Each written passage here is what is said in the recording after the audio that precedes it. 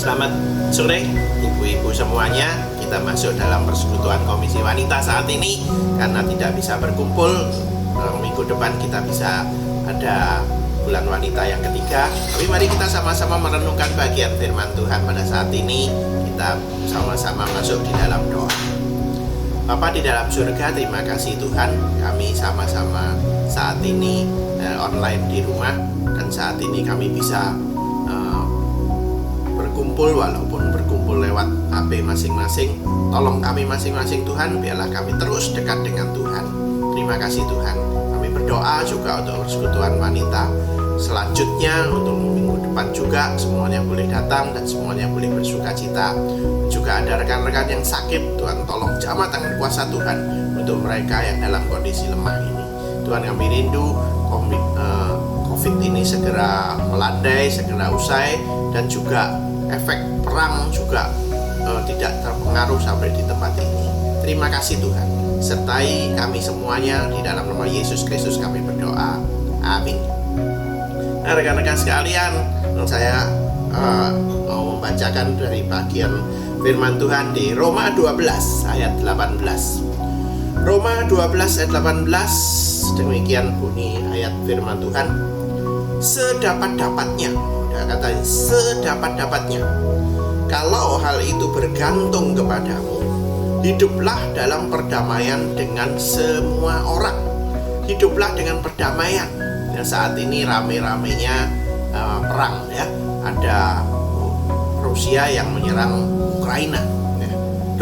Terus Rusia perang sama Ukraina, apa urusannya sama Indonesia? Kan jauh, gitu. Kelihatannya jauh, tetapi karena dalam satu bumi, dalam satu hubungan, ternyata juga ada efeknya. Indonesia punya hubungan dengan Ukraina, Indonesia juga punya hubungan dengan Rusia. Ya. Ternyata apa yang terjadi? Ya, kita tahu harga rupiah turun, ya. Barang-barang jadi naik. Rusia maupun Ukraina juga penghasil minyak, penghasil BBM, sehingga harga BBM juga naik. Wah, ya. Indonesia punya ekspor ke Rusia maupun ekspor ke Ukraina yang banyak, ya. Nah, tetapi karena mereka perang, ya, ekspornya jadi tertunda, ya. Jadi ada kerugian bagi Indonesia, ya. Wah, ini jadi walaupun Indonesia jauh dari Rusia sama Ukraina, tapi terkena dampak juga, ya, akibat perangnya. Sebenarnya perang ini bisa batal atau tidak? Sebenarnya bisa, ya, karena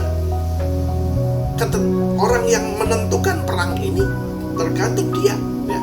Kalau dia memutuskan tidak jadi perang, sebetulnya bisa, ya.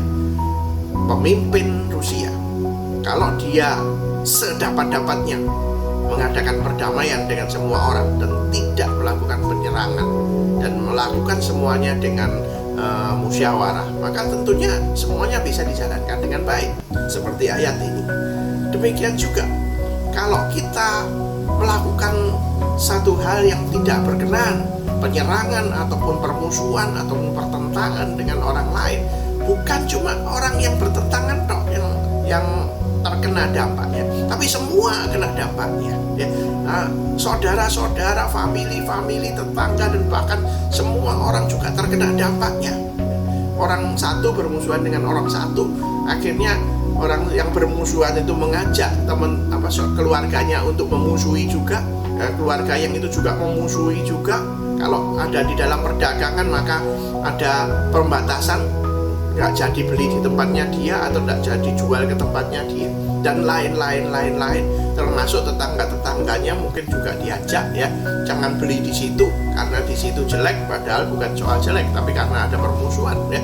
Termasuk juga di dalam gereja, ya. Dalam gereja orang yang bermusuhan, apalagi kalau yang bermusuhan itu bertentangan itu sama-sama di gereja yang sama. Wah, ini pertentangan, efeknya banyak, ya. Temannya diajak bermusuhan, temannya itu juga diajak bermusuhan, dan akhirnya kacau semuanya. Kelihatannya tidak ada dampaknya, tetapi dampaknya besar, ya. Nah, mari kita menuruti ayat ini, ya. Sedapat-dapatnya, bila itu bergantung kepadamu, ya. Bagi tentara-tentara Rusia memang dia tidak bisa berbuat apa-apa, ya, karena perintah dari atas harus dituruti, ya mau tidak mau, ya.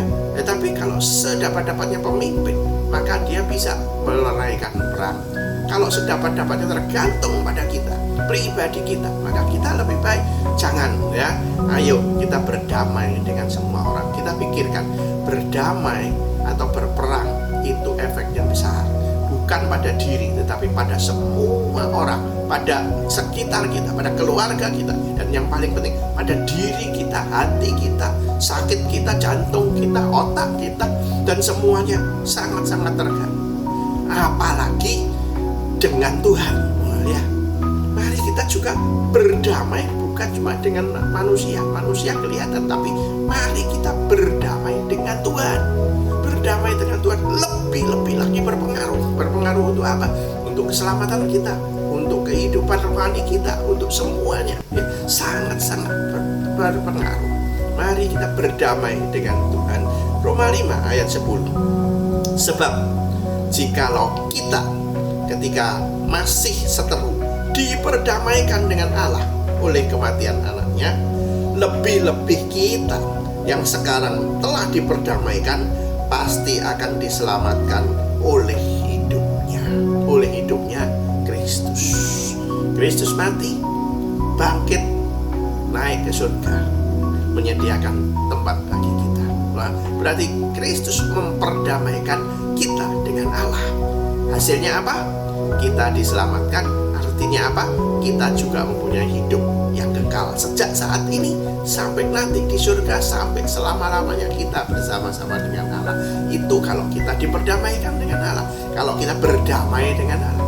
Kalau kita tidak berdamai dengan Allah, maka tidak dapat apa-apa. Keselamatan juga tidak dapat, ya. Ke surga apalagi, ya. Hidup kekal juga tidak, ya. Dan itu efeknya apa? Efeknya masuk ke keluarga kita, ya. Kalau kita tidak berdamai dengan Allah, keluarga kita juga kita larang untuk berdamai dengan Allah juga, ya. Tidak perlu ke sana, tidak perlu, ya. Dan lain-lain. Mari kita berdamai dengan Allah. Kompak di dalam gereja, termasuk di komisi wanita ini, kompak berdamai dengan Allah, berdamai dengan sesama, maka kita akan merasakan sukacita, merasakan damai sejahtera. Kenapa? Karena kita mendapatkan hidup kekal, mendapatkan keselamatan, dan namanya damai dengan sesama itu sukacita. Siapa yang bahagia kalau punya orang yang bertentangan, punya saingan, punya musuh? Tidak enak, ya, tidak enak. Tapi kalau kita tidak punya musuh, enak, damai sejahtera. Mari kita usahakan itu, upayakan itu, doakan yang sedang berperang, karena kita kena dampaknya, ya. Sebentar lagi mungkin ada barang-barang naik. Kita doakan jangan sampai sudah ada COVID, barang-barang masih naik.